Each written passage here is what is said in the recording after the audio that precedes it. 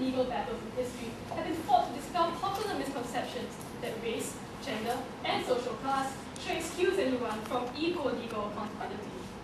In this day and age, testimony of women are no longer regarded as inadmissible, and we no longer countenance prejudicial sentencing against any racial group. Today, we seek to dispel another myth, that age always excuses an offender from full legal accountability. Specifically, that teenagers, by virtue of age, are assumed to be less responsible for their offences. Before we move on, however, let's examine the key terms in today's debate. By teenagers, we refer to youth between 13 to 19 years of age. Individuals in this age range differ greatly in terms of their profiles. Among teenagers of the same numerical age, there are large variations in their mental maturity due to factors like an individual's rate of physiological development. In the context of today's debate, the term adult refers to individuals who have reached an age of legal accountability, where the state can hold them fully culpable for their offences. Criminal offences refer to acts which injure the well-being of the individual or the community, and which contravene the laws of the state. Prosecute refers to the act of bringing formal charges against a person and meting out the appropriate punishment. Today, we regret the arbitrary standards between teenagers and adults applied by courts. We feel society will be better served by courts that can exercise greater judicial discretion in prosecuting teenage offenders. Also, while we support equal legal treatment and sentencing, we also endorse current practice of separating offenders of different profiles in detention. This should sufficiently protect teenage detainees from adult criminal influences while serving their sentences. Moving on, the proposition's case will be divided as such. I will argue that age should not always exempt a teenager from full legal accountability. I will further examine how this will enhance protection of society and rehabilitation. Then it will show how this enhances criminal deterrence and fair punishment. Allow me to proceed to my case. When deciding the appropriate penalty to levy on an offender, courts assess both the nature and severity of the crime. Was there clear premeditation? How much harm was inflicted? As well as the profile of the offender, could the criminal differentiate right from wrong, and did he understand the consequences of his actions? Courts should continue to apply these standards to teenage offenders regardless of age. Madam, Yes, sir. what happens is in an adult court, you do not consider the mitigating factors, considering that teenagers have full mens rea while committing the crime, and that is not the case in most of the time. So I take it that you're saying that in adult courts, they don't consider mitigating circumstances, but we tell you indeed that there are many instances where adult criminal courts consider factors such as diminished mental capacity of an offender, so that the punishment that he receives is appropriate to the nature of his crime. So the reason why teenagers are exempted from being charged in criminal court is this, that they are regarded as being necessarily less mature and less responsible for their actions. But do these assumptions always hold true for teenage offenders and their crimes? Clearly not. Let's take the example of a landmark case in the United States. The District Court of New Jersey tried 16-year-old African American for his role in a home invasion, sentencing him to 7 years in prison. The presiding judge cited 7 key factors. The accused had displayed criminal premeditation by staking out the home and brutality in the treatment of the home owners. Psychological testing proved he was fully cognizant of his actions. In light of this, the judge felt that age alone could not excuse the lenient treatment of such a grave offense. Had Matthew been sentenced in juvenile court, his maximum sentence would have been 2 years in a juvenile home. As in the case of Matthew American, not all teenagers are immature and unaware, and not all offenses they commit can be excused on grounds of diminished responsibility. This is a fact that courts have increasingly encountered in many cases. As such, the state has realized that mandatory lenient sentencing merely ties judges' hands when dealing with these juvenile offenders. As a result, 39 states have subsequently amended laws to allow for prosecuting juvenile offenders in criminal court at the discretion of judges. The law already recognizes many factors that mitigate the criminal responsibility for this offense. They include, like I've mentioned, diminished mental capacity. For example, mentally retarded adult criminals already had their sentences lightened because they couldn't fully comprehend the nature of their offense. The crucial difference is that the court has to investigate evidence of diminished mental capacity and requires specific proof in each case. Hence, while we accept that teenagers may have mitigating factors that diminish their criminal responsibility, we feel that courts should examine each case individually and not automatically excuse them from accountability merely because of their ages. Secondly, automatically excusing all teenagers from full legal accountability leads to the meting out of disproportionately lenient punishment. This lenient punishment undermines the very goals the justice system seeks to achieve: to protect the society from the offender and get the criminal to renounce his criminal behavior. To illustrate this, let's take the example of detention. The objective of detention is to isolate the offender and protect society from him. The key differences are that teenage offenders are far more likely to receive significantly shorter sentences for similar crimes and be placed in homes and facilities with lower security, but they can still pose a danger to public safety. For example, prison breaks are almost unheard of in Singapore. There are an average of 14 escapes from juvenile homes a year, with 90% of cases involving offenders committing crimes during the duration of their escape. Clearly, with lenient sentences being meted out to even the worst teenage serial offenders, society receives inadequate protection from these criminals. Additionally, short sentences for seasoned teenage offenders are often insufficient for the completion of the rehabilitation process. The rate of reoffense for these offenders upon release from juvenile detention is extremely high, proving that the length of their sentence is insufficient to neutralize their threat to society. Also, while rehabilitation is often synonymous with lenient punishment, leniency often undermines the aim of getting the offenders to renounce their criminal behavior.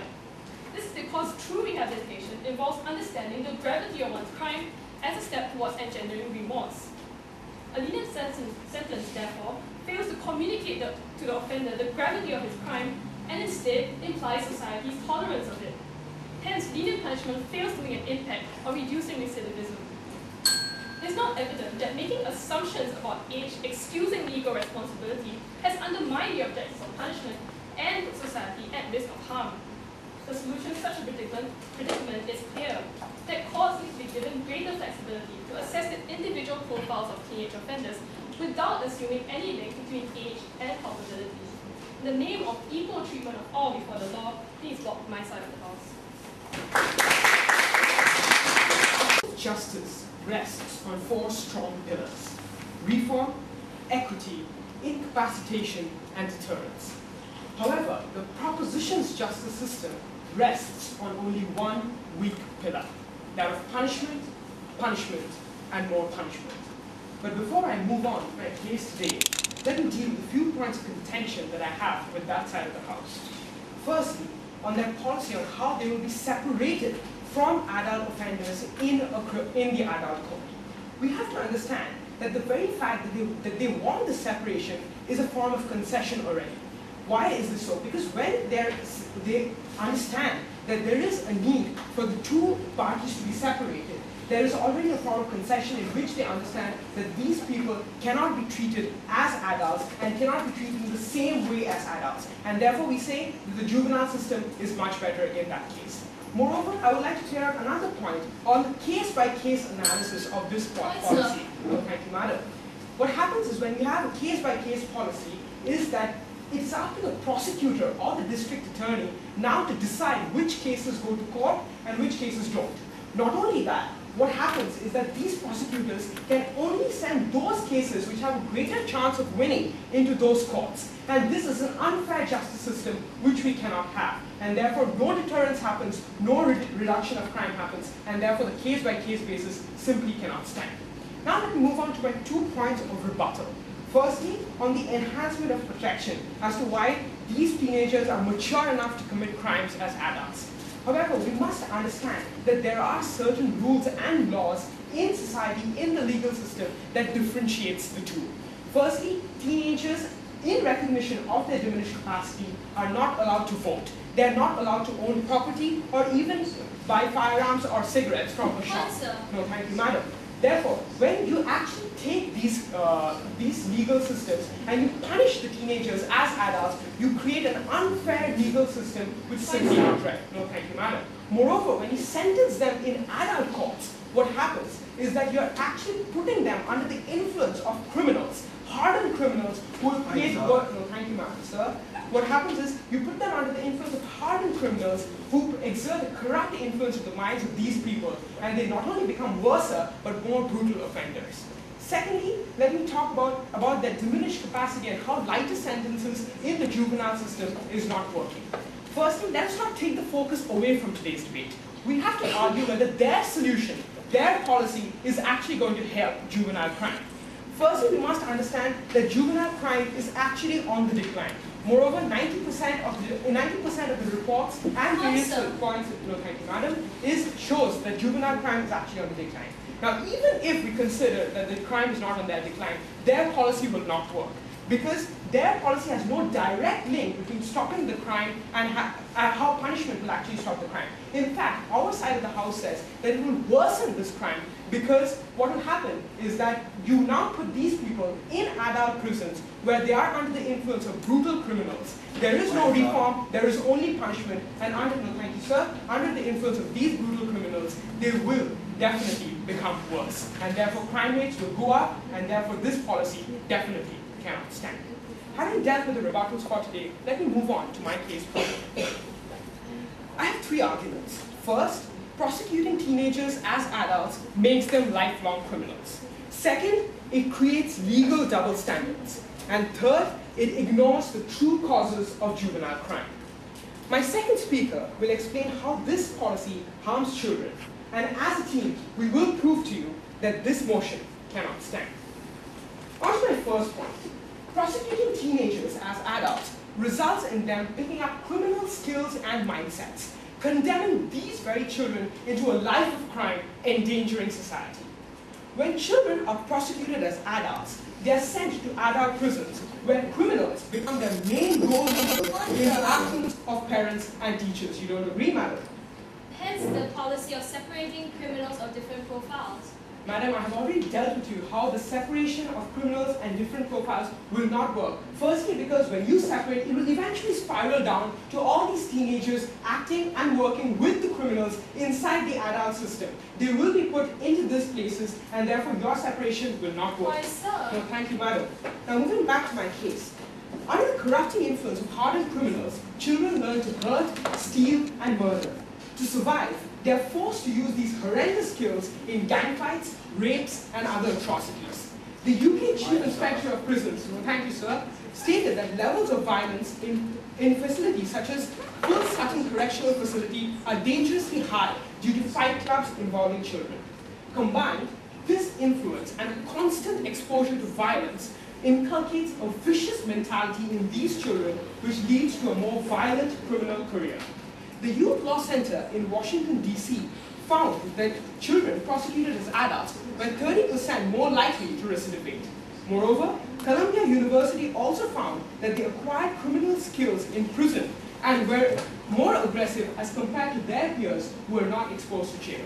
Clearly, this policy has got counterproductive effects by creating more crime for society, and thus, this motion must fall. My second point deals with how this policy creates legal double standards. An effective justice system needs consistency of law. We need to consistently maintain fair distinctions between adults and children. However, the proposition's policy causes harmful double standards. They do not grant children the rights of adults in recognition of their diminished capacity, no thank you sir, but punish them as though they were mature individuals. For example, these children are not allowed to vote, own property, or be jurors. Yet they are denied anonymity in adult courts, sent to prisons for life, and even given the death penalty. This is an unfair justice system, inconsistent in determining the capacity and the responsibility of a child. We cannot accept this legal contradiction, and thus this motion must fall. Thanks, sir. No, thank you, madam. My final point deals with how this policy ignores the causes of juvenile crime. When a child is prosecuted as an adult, we are punishing them on the wrong assumption that they have sole responsibility and complete control over the crime that they commit. However, children tend to commit crimes because of peer pressure, dysfunctional families, or failing public schools. For example, 88% of juvenile detainees in New South Wales reported that at least one member of their family had problems with drugs, alcohol, or domestic violence. Hence, to reduce juvenile crime, we need to tackle these very issues. However, by making the child fully responsible, we are taking the focus and the resources away from the real solutions to juvenile crime, such as child welfare services and public school reforms. The reason funding for child welfare services is compromised is because harsher punishments are given top priority. This happened in the state of New Mexico, where funding for public school reforms has declined from $150 million in 1996 to $93 million in 2002, as the number of children being tried as adults have doubled. This policy undercuts the true solutions to juvenile crime, and thus we beg to oppose. Fair and balanced laws rest on these four pillars of justice. Lean too much on one and it will break, and society itself will suffer. And that is why this motion must fall.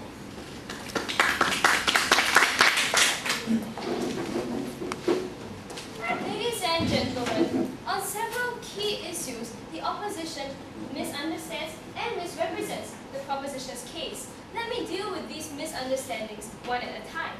Now, first of all, the opposition has argued that our policy of separating offenders with different profiles is equivalent to a concession that because teenagers are less mature than adults, they should be separated, and hence this contradicts our whole policy of treating them equally before the law. However, ladies and gentlemen, all we outside proposes is that criminals of different profiles be separated. So if the teenage offender is a first-time offender, he won't be caught with a seasoned murderer in the same jail cell. This is a practice already practiced in adult courts, whereby even adult offenders of different profiles are separated from others to prevent bad influence. So, ladies and gentlemen, the whole point about why we separate teenagers is not equivalent to conceding that they have diminished maturity or responsibility.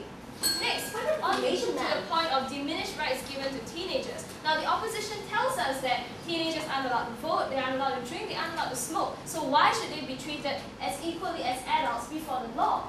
However, ladies and gentlemen, we put it to you that while it is impossible to evaluate the maturity of teenagers as a group, which is why we don't allow them certain blanket rights like voting or smoking, it is possible and feasible to evaluate the individual maturity of teenagers who have committed a crime and therefore mete out fair punishment.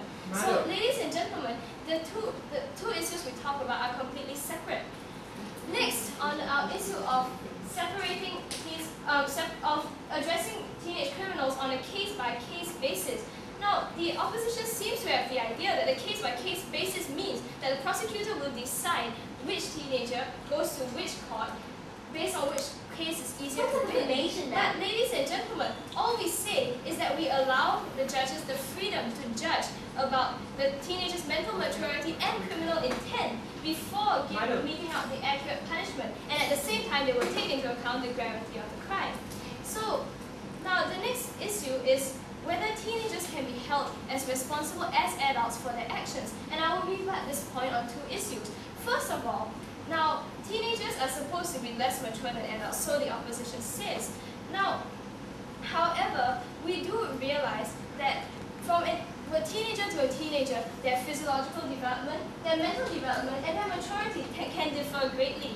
So while it is not possible to say teenagers as a group are more mature or less mature, well, in the case of individual teenagers who have committed a crime, it is very easy for the judge to evaluate each on a case-by-case basis. This is because when a teenager commits a crime, the punishment we're talking about is a lot more serious than, let's say, not being able to buy cigarettes, which is why the judge must take the time and take the trouble to see that this teenager gets the crime that is commensurate with his punishment. After all, ladies and gentlemen, our entire case has been about equality of all people before the law. So if the teenagers are proven to have diminished responsibility, it will be using the same benchmarks that we use to judge adult criminals. Now, secondly, on my second tier of rebuttal, they have said that teenagers cannot be held as responsible for their crimes as adults because they are more likely to succumb to peer pressure, because of hormonal changes, so on and so forth. However, ladies and gentlemen, we have already said in our first speaker's standard that there are laws that allow for mitigating circumstances to be considered. So if the judge can prove that a teenager's hormonal imbalance or mental state renders him immature enough to be fully responsible or accountable for his actions, he will accord the same punishment that he would give, let's say, a mentally retarded adult or an adult who cannot face the consequences of his crime because of his innate physical state. And if it has been proven that an adult, let's say, succumbs to pressure from another individual and is instigated to commit a murder, this adult also can receive lenient sentencing. By the same token, if a teenager succumbs to mitigating peer pressure, we will excuse him and give him the lenient sentence that is given to adults. What we're saying is that he, in the first place, should be treated with the same benchmarks that an adult is before it's decided how it should go. Now, okay, and on the next thing about lifelong criminals, about how teenagers will be trained to hurt, steal, and murder as opposition has so dramatically put to us. Ladies and gentlemen, we are not talking about putting teenagers in jail cells where they will pick up all the bad things from the worst criminals on earth. We are talking about meting out to them appropriate punishment. If they are proven to have the same criminal intent and mental maturity as their adult counterparts, then they will be treated in the same way so that they will bear responsibility for their crime.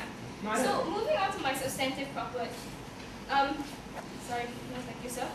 First, I'm going to tell you about how our policy enhances deterrence for would-be criminals. Now, tougher sentences for teenagers proven to have the same criminal intent and mental maturity as adult offenders will discourage teenagers from experimenting with crime in the first place. Now, many young offenders actually experiment with crime because they do not fear the lenient sentences meted out by juvenile courts.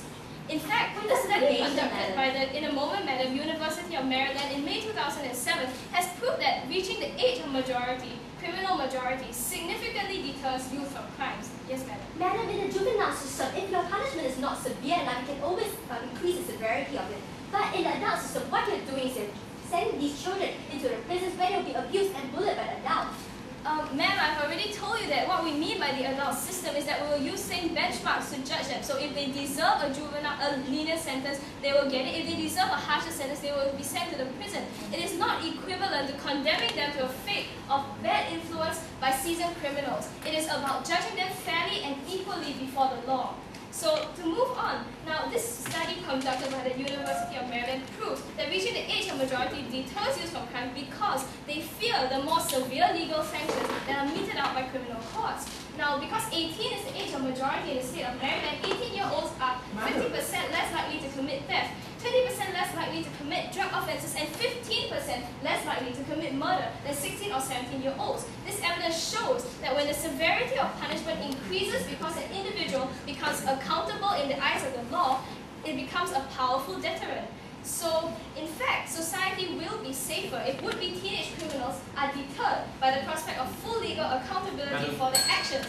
Now, in the United States, Britain, and France, all three countries have seen significant drops in youth crime rates since courts were given the discretion to judge criminals based on their profiles. Now, next, on the issue of fair punishment, we realize that more accountability and stricter punishment ensures that families or loved ones of victims receive due justice from the state. I give you the case of 2-year-old James Barger, who was sexually abused and murdered by two 10-year-olds.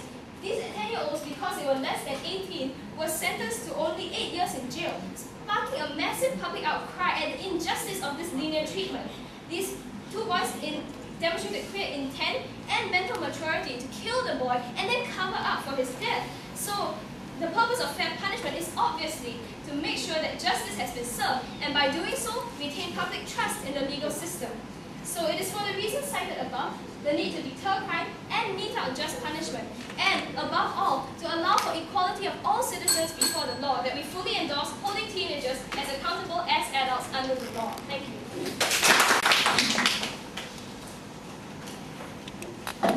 In the proposition's harsh and cynical world, justice would mean only punishment. But justice, it means more than that. We must also protect the most vulnerable of our kind and not abandon them to a fate beyond redemption, which is what the proposition is doing with these following arguments. I'll deal with it in 3 main points. Firstly, on how the policy actually counters my first speaker's point, secondly, on deterrence, and thirdly, on fair punishment. Let's deal with the first point about how they actually use the entire policy to actually counter my first speaker's point. Now let's talk about the notion of separation. Today they talked to us about how they will separate these teenagers and adults according to the crime, the severity of crime accorded. Ladies and gentlemen, what we must understand is that firstly, the harm is already done to the individual, to the children, because what you're doing is you're sending him to adult prisons, which actually gives him a criminal record, which is permanent and for life.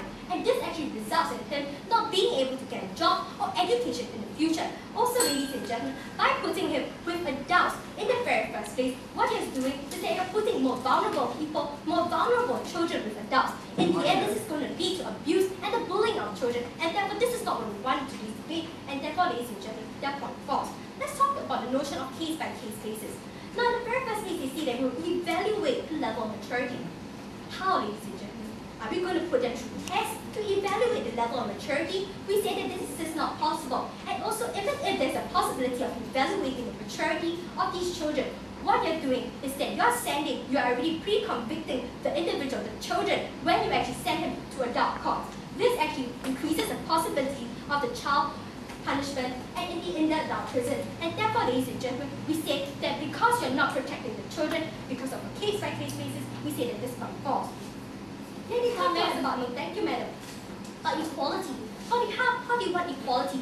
Ladies and gentlemen, by a case-by-case basis, you are already not according equality. And we say that equality comes in the form of protecting children, because children are in the society more vulnerable, and therefore we want equality by giving children the chance to reform, to be educated in the juvenile system.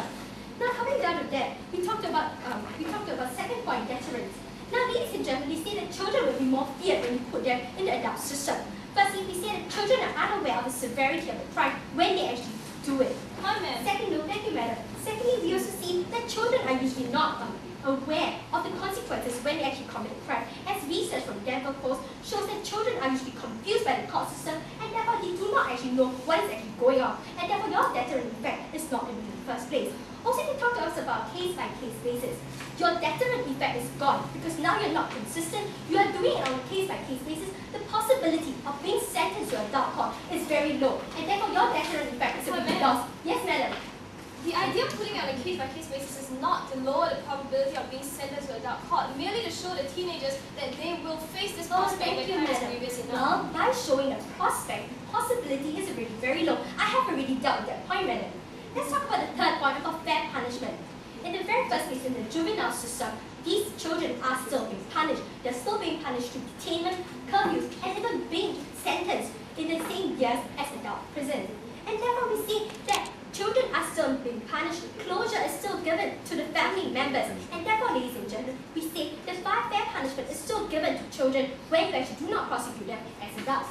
By prosecuting them as adults, what you're doing is that instead, you actually send them to adult prisons where they'll be abused and bullied by children because they're more vulnerable, as I'll be doing it in my case. Now, let me show you. Thank you, madam. Why their points cannot stand, let me move on to construct the abuse of children in prison and the destruction of children's futures. On to my first point, the increased abuse of children in adult punishment. The law must provide extra protection to children who are physically weaker, less experienced, and more vulnerable to abuse. This is a universal need as stated in the UN guidelines for the prevention of juvenile delinquency, which demands protection against all forms of cruelty, neglect, and exploitation. Prosecuting children as adults removes this protection and creates victimization and abuse. A child that's convicted often shares prison space with heinous criminals, leading to physical abuse and psychological torture. No, thank you, madam. As a child is not the weakest member of prison, they are able to resist the exploitation by hardened criminals, therefore becoming victims of abuse. We cannot accept these harms, and therefore this motion must fall. We saw this in Idaho, where 17-year-old Chris Jones was held in an adult jail for not paying $73 worth of traffic fines. No, thank you, madam. Over a 14-hour period, he was tortured and murdered by adult prisoners. Is this really what we want in society? We say no. 15-year-old Kimberly McKee from Ohio, whose only offense was running away from home, was placed in a county jail where a jailer raped her. These incidents highlight a disturbing trend, and that is not what we want in today's society. In Florida, children detained in facilities are twice as likely to be beaten by guards, 60% more likely to be attacked by a weapon, and 8 times more likely to kill themselves than peers in juvenile facilities. And therefore, the frequency of rapes and assaults of children in jail are also escalating as more are being punished as adults. Prosecuting children as adults leads to abuse and exploitation and denies justice for the weak in our society. And clearly, this motion must fall. My second point explains how this policy will destroy children's futures. Society has a duty to educate our young. Principle 7 of the UN Declaration of the Rights of the Child demands an education that will develop his abilities, judgment, and social and moral responsibility. Prosecuting a child and adult undermines this need, as the aim in adult prisons is to punish and not educate. Thus, there are fewer educational facilities and are none suitable for children. Yes, sir. We find today that even in adult facilities, there are provisions for education, ma'am, and that is Yes, already ma'am. currently Yes, happening. sir. Thank you. When we see that in adult facilities, I already show you that the aim is not to educate, but to punish. There are a few educational facilities for the children, as I'll be showing it in my case later. In 2001, the Orange County Grand Jury found that educating juveniles in prison is impossible. Why? Because just 15% of California prisons had resources for adult education and none had facilities for educating children. Hence, prosecuting children as adults denies them their right to education, and consequently what you're doing is you condemn them to a life of poverty because you can only get low-paying menial jobs. In fact, without schooling and an income, they're likely to turn to crime once again.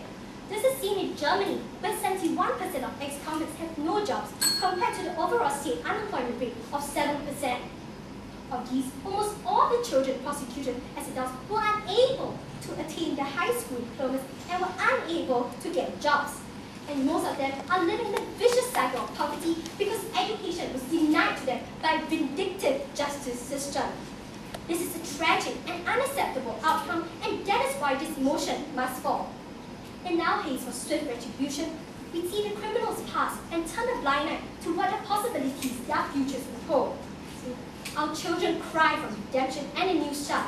It is time to listen to our children's cries, and it is time for this motion to fall.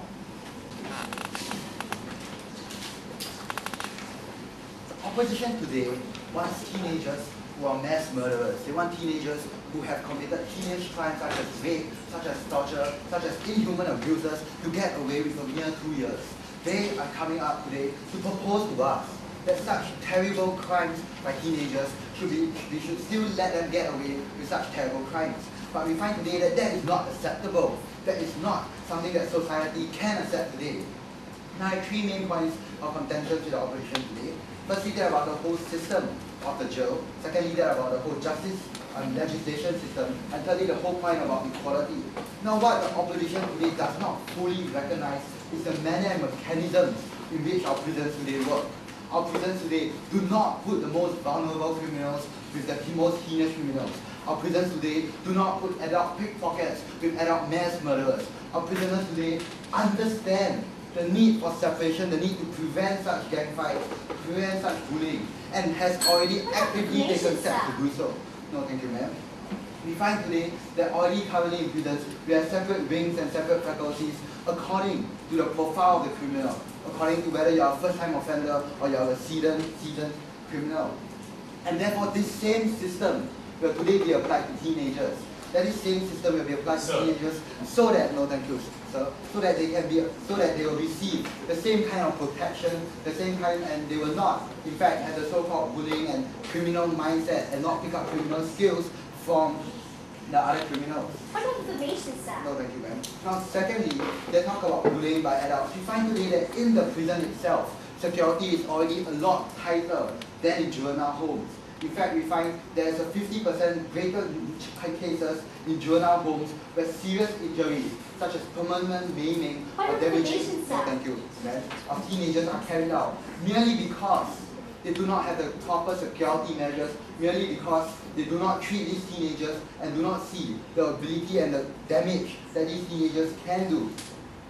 Now, they say that in adult prisoners, criminals will take up hardened, teenagers will take up criminal skills.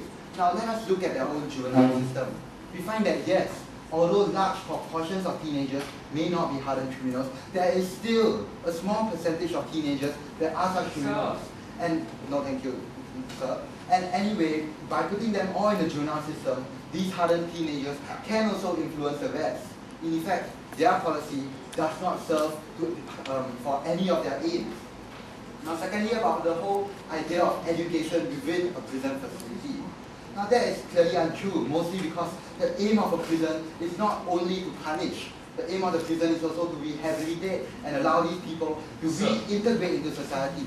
Yes, sir. But you will find that in many of these prisons, the focus is actually on punishing these criminals and preventing them from turning them outside.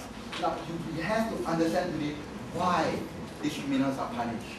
They are punished because they need to understand the gravity, the severity of the crime. They need to understand precisely that what they did was something that was wrong and that is something that they should be punished for. And it is therefore only fair that this same punishment, this same realization be accorded to teenagers, no thank you sir, so that they can then from there on realize their mistakes and feel the remorse that will allow them to be reintegrated into society.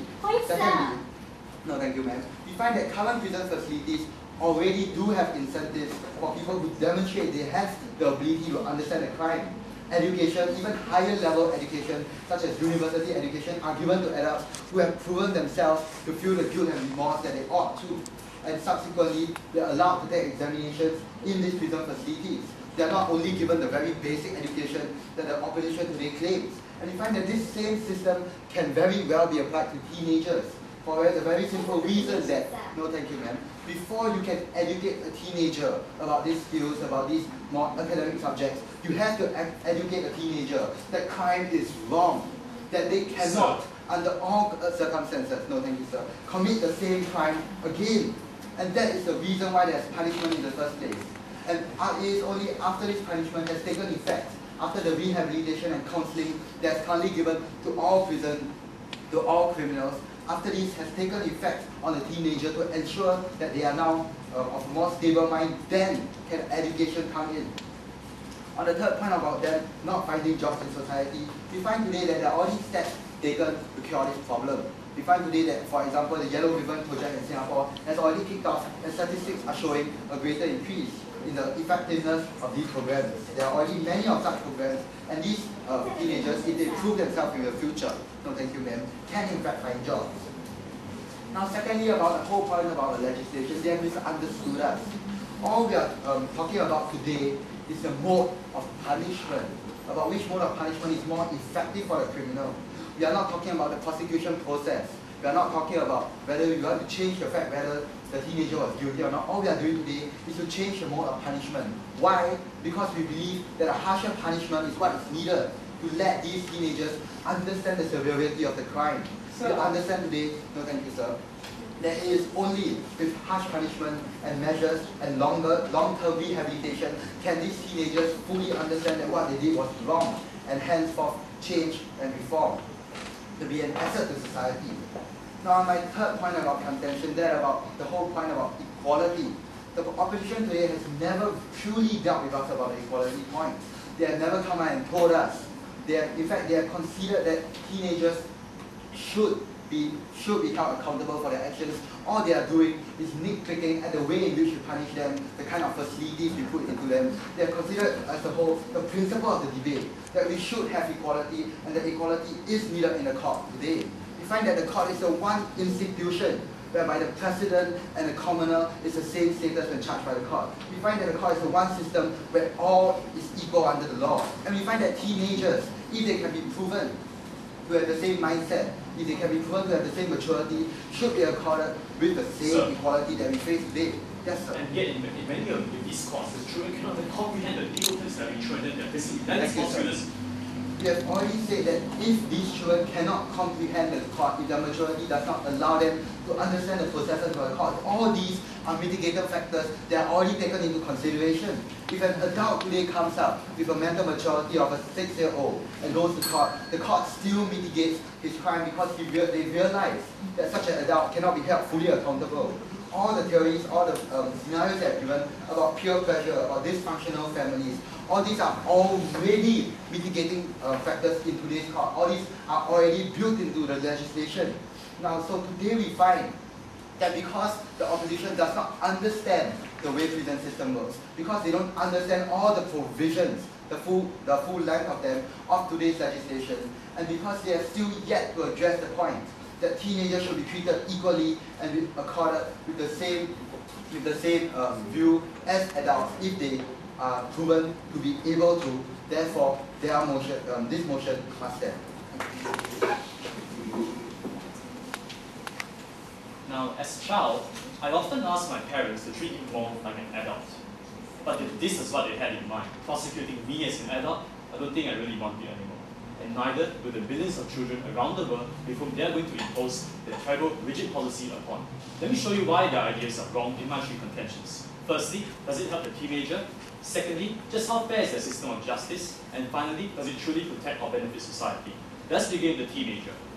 They claim that today, in their prisons, there are provisions for education. But my speaker stressed you earlier already that the education in these prisons is different. There's adult prison education and juvenile prison education. And there's a clear difference, because in the adult education, the focus is not so much on teaching the child basic skills, but rather this education is more on reinforcing morals into them, on trying to change them for the better. But eventually, the whole idea of the education is punitive, is based on system of punishment and intimidation. In the words of a counselor from Florida, I'm not a counselor, I'm not a parent, I'm not a teacher. This is not my job. How can these people actually teach our children in adult prisons? In fact, it's in juvenile detention centers that these juveniles receive proper education in things like maths, in things like physics, skills which are relevant to them in the future. And yet, they claim that we should rob our children of this kind of education, and I don't see how their education in their prison is going to work. Next, they tell us that today we are segregating these prisoners by age, by the profile of their crime, and therefore the bullying we're talking about doesn't take place. In fact, in many of these prisons, these children are not even separated. If this is truly separated, explain to us why in Virginia, a 15-year-old boy accused of running away from home was locked up with a 50-year-old convicted child rapist. It's clearly injustice, and clearly we cannot see how this is segregation by age. In fact, it's in juvenile hall that we have many of teenagers separated by to prevent the kind of influence that they were talking about earlier. But rather, the onus today is upon them to prove that segregation bias actually prevents any influence at all. But it's not true when in many cases, in adult prisons, all the prisons are forced to work together in manual labor, together in a communal basis, doing community work together, and in many of these cases, you will find the exposure you're talking about still exists, and therefore their point falls. Next, they tell us today they should punish the heinous child criminals who are committing terrible crimes. But the point here is that these people are merely children. They've ignored in their entire three speakers the causal factors that lie behind every child. Do you deny that, sir? The fact is that there are teenagers who are immature, there are children, as you have said, as such. But there are also teenagers which are hardened, which have the mental maturity to commit these teenage crimes, sir. Sir, of course they're heinous teenagers. Of course they're who are willing to do this kind of heinous crimes. But we are talking about a minority here, a rare one or two. Are you willing to create an entire legal system to punish this one or two and at the same time compromise the billions of other children who are also going to suffer in your unfair system of justice? I don't think so. What we should be doing is, if there are weaknesses in the juvenile system to punish these heinous criminals, we should reform it. We should use longer punishments, longer sentences in juvenile hall, more counselors, more psychologists to help these children reform, not give them whatever like they are going to do. And that's why their point falls. Let me now go to my second point of contention today on just how fair is their system of justice. They claim today that age should not be a factor in exempting teenagers from full accountability before the law. But we've never said once before they were trying to exempt them. What we're saying is that they should still be punished, but in a more age-appropriate punishment that lies in juvenile courts and in juvenile halls, where they are faced with punishments that are age-appropriate, like say detention, like house arrest, like for example tracking them by their parents. The point here is that they ignore the casual factors behind all these crimes that the children are committing in the first place. According to a report by the Illinois State University, things like parental neglect, bad academic grades, and abuse are all factors behind the children's crimes. So even if they have full intent of committing all these crimes in the first place, they do not realize that there are psychological factors behind the crimes that are causing these children to commit them in the first place. And what is worse is that their punishment is going to be increased recidivism among these children who are going to come out to society and commit even more crimes, and ensuring that their point falls again. Next, then they went to tell us a ridiculous idea that judges can somehow evaluate the maturity of these children and the gravity of the crime that they're committing. And they brought the example that adults with lesser mental capacity can also be have reduced sentences. But the strange thing here is that adult people who are being tried in courts with lesser mental capacity are not bumped down to juvenile courts. So why are we then bumping these juveniles up to adult courts? It makes no logical sense. But what is more important is that these judges in the adult courts have no experience whatsoever in dealing with juvenile crime. And in fact, the very fact that these people are already in the adult courts has a belief established in these judges' minds that guilt has already been established earlier. And therefore, more often than not, these children are already being faced in an unfair justice system. And to make matters worse, it's the prosecutors themselves who are trying to force these judges to push these children further up to the adult courts in order to win the case and win a better reputation for themselves. And that's why when the child is not considered in this matter, their point falls again. And next, they claim to us that we must have equality before the law. But equality doesn't equal to justice. In fact, again, they fail to consider mitigating factors and how adults are assumed to have more responsibility than children, and therefore when you bump children up to these same courts, they are assumed to have full responsibility for their crimes, and that's why it cannot be done so. And worse still is that they brought the Yellow Ribbon Project as an example, when it clearly shows that Yellow Ribbon Project in fact is there in the first place because these prisons are already stigmatized outside. Imagine the same effect on our youths who are now forced outside into a society which condemns them and they're only 16. They can't find a job, can't get education, and they have no prospects at all. This is unequal treatment outside the system already. Let me now move on to my last contention on whether it truly protects and benefits our society. They talked about fair punishment. They brought the Jamie Bulger murder and showed that there's a more severe punishment to give heinous criminals like the 10-year-olds who murdered him. But the 10-year-olds who murdered Jamie Bulger were doing so because they watched a movie earlier that influenced their mindset. And worse still, later on the European Court of Human Rights discovered that they were subject to an unfair trial. So in this case, it's proven that their idea of an adult trial is clearly false and clearly was unfair to these two children in the first place. What is more terrible, however, is the fact that these people actually want to create a culture of vindictive justice, because once you agree that many of these children should be put to death, should be hanged, should be jailed because they murdered a baby, then therefore you are creating a culture of vindictive justice when people will be encouraged to do the same thing when they face with child murderers and child rapists. In fact, what these parents need now, what this and Mrs. Bulger need, is closure, not vengeance. What they want to do is ensure their child is a proper barrier and not take revenge on the murderers. Don't you agree, madam? No, sir. What we're saying is that these children were not even evaluated for their intent and mental maturity before they were sentenced lightly because they were sentenced in a juvenile court. Madam, they were sentenced in an adult court, in case you haven't realized. And because they were sentenced in an adult court, that's like I explained earlier, later on, the European Court of Human Rights discovered that they were subject to an unfair trial, but it was their intents who were not considered. Their background was not considered, and that's why we simply cannot tolerate their policy. And then they told us that there's a need to protect society today. We need to lock away these juveniles for committing all these dangerous crimes. But what they don't realize is that getting rid of these children is already wrong. We should be trying to reform them when they're only 12, 13 years old. We should be trying to change them to better, productive members of society. What is far worse is that in their case, they're going to leave a bad impression on society. Why? Because society is judged by how it treats its weakest members. If we are mistreating our children today, imagine the impact on the rest of society. This is a severe impact in society, eventually condemn their justice system, and the credibility of justice will be lost. In fact, let me move on now to my last point on the deterrence point. They claim to us that there's deterrence today, but these children cannot even comprehend the legal terms that they've been confronted with, and in fact, the drops in youth crime risk that they talk about eventually re-emerge, and thus these children are now considered scapegoats in show trials where they're being used to set an example to the rest of us all. In fact, today, ladies and gentlemen, we say this: if they want not to spare the rod and not to spoil the child, we're fine with that, but let's not use the whip. One of the main tenets of justice is that to save one innocent soul, we will let 99 go free. And that is why their policy today falls. And I will deal with what has gone on in today's debate and show you how their policy does not live up to that tenet of justice in my two questions. First, what benefits society more? And secondly, what benefits the children, these offenders, more? Firstly, what is the impact on society? Let's look at what they have said. They have said that the juvenile crime will go down if we have stricter punishments, if we sentence them in adult prisons, if we put them in a stricter, more conducive environment for them to be punished. But that is not the case. We have shown you that firstly, there is no segregation in these adult prisons because they're still working together outside their jail compartments, they're still doing manual labor together, and therefore there is no segregation. Moreover, they will not actually reform in this system. What will happen is that they will be exposed to more hardened, heinous criminals, incorporating their skills, and when they come out into society, they will commit worse, more violent crimes. And therefore their implications on society falls. Secondly, we have also shown you that they have talked to us about how there is lenient punishment in the juvenile system, and because there is lenient punishment, there is no deterrent effect. However, what they have advocated is a case-by-case policy, in which each and every person will be sent to the court, and then the judge will evaluate what is right and how much punishment they should be given.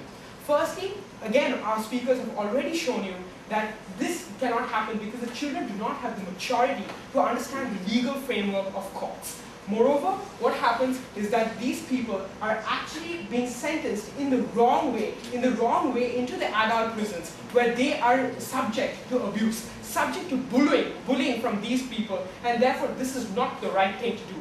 This does not help society in any way, and therefore their points fall.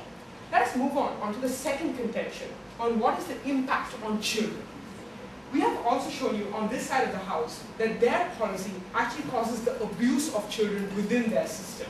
We have also shown you that it destroys the children's future because we are not providing with the proper, adequate education in the adult prisons. We have also shown you that the adult education that is there inside the adult prisons is only punitive, based on punishment, and not teaching them the basic skills of math and science, which is required later in these children's lives. And because they have come up and said that this education in the adult prisons is enough for them to sustain and come out of these prisons and provide them with a job is simply not enough. Their argument is simply wrong, because that we have to advocate a policy in which there is benefits for both children as well as the society. And because their policy harms the children, and because their policy is causing harm to society in all the ways possible, and because we, as having dealt with that, have to show you that in our case, we have shown you that their policy harms children, harms society, because it does not provide the proper legal system. It provides double standards. We have shown you that it ignores the true causes of juvenile crime, because it is not dealing with the correct possibilities and how this juvenile crime can actually be brought down, because the children are now given harsher punishments. We have also shown you that these children are abused and tortured in prisons. And we have shown you that these children have their futures destroyed once their policy is implemented. And because of all these reasons, we beg to oppose. Ladies and gentlemen, the proposition feels wrong. Our case has been grossly misrepresented by a cynical opposition that has not heard our case clearly. So, in retrospect, what the proposition's case about is an extension of the current practice of meting out justice which is appropriate to a crime. Our policy will allow those who deserve harsher punishment to get that which they deserve, and those who do not deserve harsher punishment to get the more lenient punishment which they deserve as well. In that sense, ladies and gentlemen, we advocate the best of both worlds. Those few teenage criminals who commit crimes so heinous that they ought to be treated as adults when prosecuted will get the punishment they deserve. And on the other hand, the vast majority, let's say teenage vandals, etc., will get the less severe punishment that adults which commit less severe crimes get as well. So, we see three main issues covering today's debate. Okay, the first of which is equality before the law. Now, the proposition has put to you very clearly since its first speaker's speech that assuming by default that all teenagers have the same maturity level is in no way equality, because it does not make allowances for individual circumstances. And yet the opposition counters this by telling us that, oh yes, teens are less mature. Now, firstly, on that point, we have already shown you how if it can be established that they have diminished responsibility, then they will get the diminished treatment. Secondly, they go on to say that that teenagers must be considered as a general group less mature, but we have shown you how a case-by-case basis helps us to better apportion crime as is appropriate. Now, next, the opposition brings up the issue of diminished futures, but our third speaker has told you how morals are basic, how understanding that I have committed a crime so grievous that I need a harsh punishment is basic before we go on to higher education, academic education, provisions for which are made for during rehab. Instead, the opposition would have university professors who have not undergone proper rehabilitation, who have not understood the gravity of the crime, murdering people because they decided to further academic education first. So, ladies and gentlemen, we have realized also that the opposition has conceded on the principle that juvenile sentences should be extended to be harsher if necessary. So, we have shown you that the adult system already makes allowances for this. We have shown you that the opposition has only nitpicked, saying, oh, I don't want teens to be bullied, which is fine. We have shown you that by classifying people by profile, we will reduce this occurrence, we will prevent it. We have shown you that the adult system already makes for all these things that the opposition wants, so we don't understand on which point in principle the opposition actually disagrees with us. Next, the second main issue is repercussions for the individual. Now the opposition has brought up a lot about abuse, but we have shown you how separation by profile actually will reduce this propensity for abuse, reduce this propensity for corruption, and allow teenagers not to be badly influenced. And we have shown you how people from a young age will be able to recognize responsibility. Now next, the opposition didn't address our third main concept, which is our point about the repercussions of fair punishment for society. They have not came and shown us how our policy, by restricting the most dangerous teen murderers from easy jail breakouts, as my first speaker has said, they have not shown us how this will not be better for society. They have not shown us how restricting these few, while giving fair punishment to those who don't deserve such harsh adult punishment, will not benefit society at all. So, seeing as the opposition has misunderstood our case and not clashed with us on our main point of contention, go with the proposition. A little while for the judges to fill out their mark sheets and to discuss it outside, because this was a debate that was very close in many ways and had the judges trying to figure out exactly where the coin lay in some areas, because there were some areas that got a little bit messy. For that reason, the result of this debate is a split decision between the panel of 3 adjudicators. 2 of us went one way, 1 went another way, and I think that is indicative of how close this debate was. I think a split decision is probably a fair result here.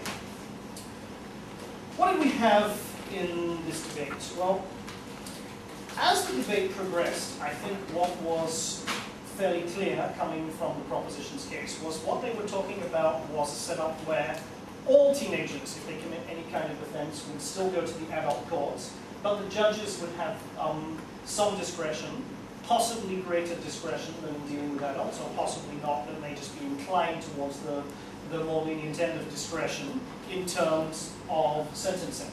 That was clear by the end of the debate. That was not something that the judges found clear after the first couple of speeches. In fact, we were somewhat confused in the earlier part of the debate as to whether what we were talking about here was a system where the prosecutors actually have a choice of whether they want to send someone to a juvenile court or an adult court, or whether in fact they're all going to the adult courts, and the only difference is the judges have more discretion in sentencing. By the end of the debate, that was clear, but there was some confusion about that earlier on in the debate, and certainly from the opposition side in the early speeches, we did have some mention of prosecutorial decisions, which then just kind of dropped in the debate as both teams seemed to start focusing on sentencing as being the major point. So actually what ended up becoming the major point of argument in the debate was not necessarily the whole prosecution process and the legal process, which we would have liked to have seen more analysis of in this debate given the wording of the motion, but in fact how the punishment is meted out at the end. What is the nature of the prisons that people are sent to if they are sentenced by an adult court? Are they in fact going to be nevertheless separated from the most hardened criminals within that system? Or in fact are they going to be possibly put into cells or prisons where there are extremely hardened criminals, and this is going to turn people who are only petty criminals into very major ones? That was, I think, what became a major point of argument in the debate by the end of it. And neither team, to some extent, really developed a complete edge there. We had examples of some prison systems that do, and examples of some prison systems that don't, without necessarily wanting to grab the edge on that point. What were other things then that the judges had to consider in this debate? Firstly, the way that the teams structured their cases. How clear were they about how they were setting out their case from the beginning? Did they tell us what each of their teammates was going to speak about in a way that was very easy to follow during the rest of the debates? How well did they structure their own speeches? Some speeches particularly nicely at the beginning of the debate set out, I'm going to rebut these points and I'm going to go on to these points. Some speeches, the rebuttals just seemed to come a little more haphazardly and we were trying to follow them. How well was each argument developed? I think most of the major arguments in this debate were developed to quite a reasonable level of analysis. And there was at least one that from what I could tell, was covered in about 20 seconds and then moved on from. So the level of analysis became a major point in this debate. So we're looking at the team structuring, the individual speech structuring, the level of analysis of each individual point, and also, of course, the other important element in the debate, which is style. I think what we saw today were 6 speakers who are clearly have the capability of being very strong public speakers. Some really used their strengths. Some hampered themselves, I think, a little bit by having notes that were a little bit too wordy. Quite simply, in debating, what is expected is that a debater plans speech. A debater does not write a speech. When you walk up here holding notes that are clearly written out word for word and are reading large parts of it, then, I don't care what age you are or what system you're being judged under, you are going to be marked down quite significantly for obviously reading text. That is just something that is an absolute no-no in debate. A silly reason for throwing away marks, but